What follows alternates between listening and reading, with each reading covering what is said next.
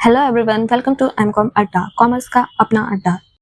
पिछले लेक्चर में हमने अकाउंटिंग एथिक्स का मीनिंग और इम्पोर्टेंस समझा था। आज हम एक बहुत इंपॉर्टेंट टॉपिक पढ़ने वाले हैं, fundamental principle of professional accounting ethics. ये प्रिंसिपल्स मेनली प्रिस्क्राइब किए गए हैं IFAC, ICAI, AICPA। इन्होंने 6 इंपॉर्टेंट प्रिंसिपल दिए हैं। जैसे कि हम लोग ने की एस्पेक्ट्स ऑफ अकाउंटिंग एथिक्स पढ़ा था, सेम एज इट इज की aspects, important, significance, fundamental principles, कुछ भी बोलिए, ये सब सेम है। Which is integrity. जैसे कि हम लोग ने लास्ट लेक्चर में देखा था, इंटीग्रिटी मतलब होता है always be honest, truthful and straight forward. चाहे कोई देख रहा है चाहे नहीं देख रहा है, आपको ऑनेस्ट और स्ट्रेट फॉरवर्ड ही रहना है। फॉर एग्जाम्पल, हम लोग ने लास्ट लेक्चर में भी देखा था, कंपनी का एक्चुअल प्रॉफिट था 10 लाख, बट मैनेजर बोल रहा है कि इसको 20 लाख शो करो, बट अकाउंटेंट मना कर देता है। वो क्या बोलता है कि जो एक्चुअल प्रॉफिट है वही दिखाया जाएगा, which is called as integrity. Okay, integrity का मतलब सिर्फ झूठ ना बोलना नहीं होता है। इंटीग्रिटी का मतलब है सच बोलना even when nobody is watching. इसी वजह से अकाउंटेंट और ऑडिटर पे सोसाइटी क्या करती है, ट्रस्ट करती है, रिलाय होती है। नेक्स्ट पॉइंट है ऑब्जेक्टिविटी।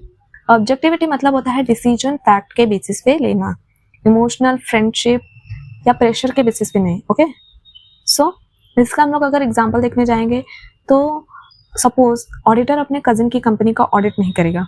क्यों? क्योंकि वहां पर्सनल रिलेशन है, और पर्सनल रिलेशन जजमेंट को क्या करता है, अफेक्ट करता है। Okay, so objectivity is also important. अगर हम दूसरा एग्जाम्पल देखें तो एक जज कोर्ट में सिर्फ एविडेंस देखता है, करेक्ट, तो वैसे ही अकाउंटेंट सिर्फ फैक्ट्स देखता है। ये ऑब्जेक्टिविटी है। नेक्स्ट पॉइंट है professional competence and due care. Professional competence का मतलब नॉलेज और स्किल अपडेट रखना। ड्यू केयर का मतलब होता है हर काम केयरफुली और रिस्पॉन्सिबिलिटी के साथ करना। फॉर एग्जाम्पल, अगर GST लॉ चेंज हो गया तो ये अकाउंटेंट की रिस्पॉन्सिबिलिटी है कि वो नए रूल्स को पढ़े, तब जाके वो रिटर्न फाइल्स करेगा। अब ड्यू केयर का एग्जांपल कैसे हो सकता है? ड्यू केयर का एग्जांपल हो सकता है जैसे auditor audit evidence properly verify करता है कि जो एविडेंस हमें मिला है वो करेक्ट है या नहीं, which is called as due care. Next point है कॉन्फिडेंशियलिटी। कॉन्फिडेंशियलिटी मतलब होता है secret.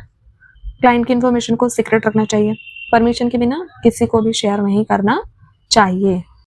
Real life based situation से देखेंगे तो इमेजिन करो डॉक्टर पेशेंट की रिपोर्ट सबको बता दे, क्या पेशेंट ट्रस्ट करेगा? बिल्कुल नहीं। वैसे ही अकाउंटेंट को भी कॉन्फिडेंशियल इंफॉर्मेशन प्रोटेक्ट करना होता है। Next point is professional behaviour. Professional behaviour मतलब होता है लॉ को फॉलो करना, प्रोफेशनल स्टैंडर्ड्स को फॉलो करना, प्रोफेशन की रेपुटेशन को मेंटेन करना। ये सब क्या होते हैं? प्रोफेशनल बिहेवियर्स होते हैं। इसमें तो एग्जांपल्स की आई डोंट थिंक जरूरत है, फिर भी प्रोफेशनल बिहेवियर का सिंपल रूल है, जो काम प्रोफेशन की रिस्पेक्ट बढ़ाए वही करो, जो प्रोफेशन की इमेज खराब करे उसे अवॉइड करो। क्लाइंट को फॉल्स प्रॉमिस नहीं करना, मैं गारंटीड प्रॉफिट दिला दूंगा, ये अनइथिकल होता है। Next point is independence. सबसे इंपॉर्टेंट प्रिंसिपल स्पेशली ऑडिटर्स के लिए। ऑडिटर किसी प्रेशर या पर्सनल इंटरेस्ट के इन्फ्लुएंस में नहीं होना चाहिए, उसका ओपिनियन कंप्लीटली इंडिपेंडेंट होना चाहिए। ओके, सो स्टूडेंट्स, आज हमने प्रोफेशनल अकाउंटिंग एथिक्स के 6 फंडामेंटल प्रिंसिपल्स को डिटेल में समझा है। अगर आपको वीडियो अच्छी लगे तो लाइक, कमेंट और शेयर कीजिए। Thanks for watching, bye bye.